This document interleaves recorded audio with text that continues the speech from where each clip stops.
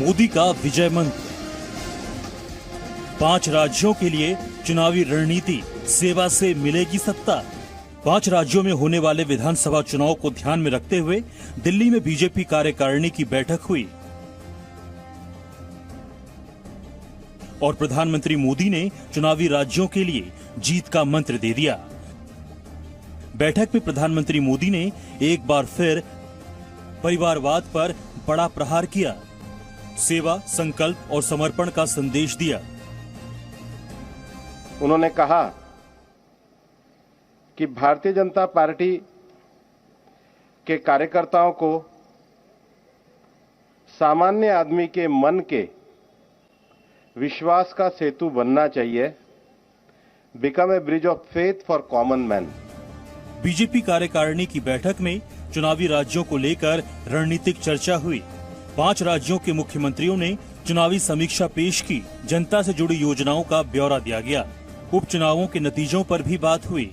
ये भी फैसला हुआ कि बीजेपी 5 राज्यों में सभी सीटों पर उम्मीदवार उतारेगी। उत्तर प्रदेश के मुख्यमंत्री योगी आदित्यनाथ की ओर से पेश राजनीतिक प्रस्ताव में 18 महत्वपूर्ण विषयों का जिक्र किया गया, जिसका समर्थन पार्टी के तमिलनाडु प्रदेश अध्यक्ष ने किया। सूत्रों के मुताबिक यूपी के सीएम योगी आदित्यनाथ ने कहा कि यूपी विधानसभा चुनाव देश का सबसे बड़ा और महत्वपूर्ण चुनाव होगा। योगी आदित्यनाथ ने यूपी के चुनाव को देश का सबसे बड़ा चुनाव बताया। लेकिन 2022 उत्तर प्रदेश के चुनाव को लेकर के हम लोग पूरी मजबूती से तैयारी कर रहे हैं और मजबूती से बड़े अंतर से जीत रहे हैं। चुनाव में जीत की जमीन पक्की करने के लिए बीजेपी बूथ लेवल पर ज्यादा से ज्यादा लोगों को पार्टी से जोड़ने में लगी है, ताकि एक व्यक्ति नहीं बल्कि पार्टी का जनाधार बढ़े। ये एक डिजिटल कैंपेन भी है। इस बार एक पार्टी ने एक अनोखा पहल की है।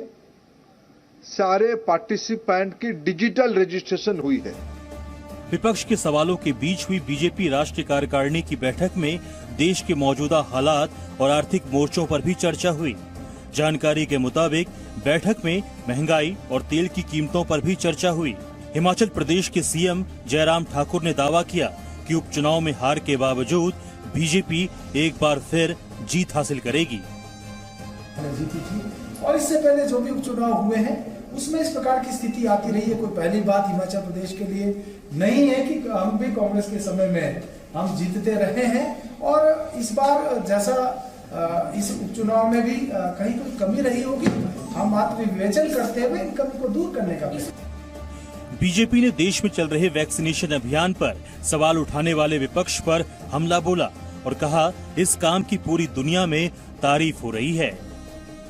पूरे दुनिया में सराहनीय काम जो वैक्सीनेशन का हुआ है, हमारी ही देश में विपक्ष ने शुरुआत से ही प्रश्न चिन्ह उठाया और खंडन किए कि कोरोना के समय सड़क पर नहीं दिखाई दिए, मगर ट्विटर के द्वारा हर संकोच के माहौल पैदा करने के लिए 2022 में होने वाले 5 राज्यों के विधानसभा चुनाव बीजेपी के लिए बेहद अहम हैं।